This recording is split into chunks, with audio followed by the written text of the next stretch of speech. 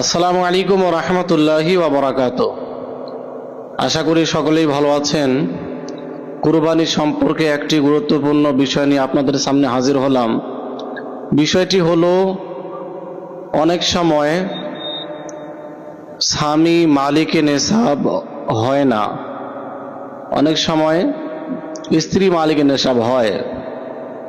মালিকি নেশাব সম্পর্কে একটি বিস্তারিত ভিডিও আপলোড করে দেওয়া হয়েছে, সেই ভিডিওটি একটু শুনে নেবেন।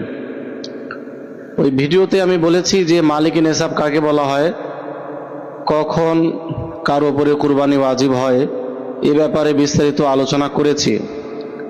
তো যেটা বলছিলাম যে হয়তো স্বামীর কাছে ক্যাশ নেই বা সোনা চাঁদির মালিক নেই, ব্যবসা বাণিজ্যের কোনো জিনিসপত্র তার নিকটে নেই, ফলে তার উপরে কুরবানি ওয়াজিব হয় না।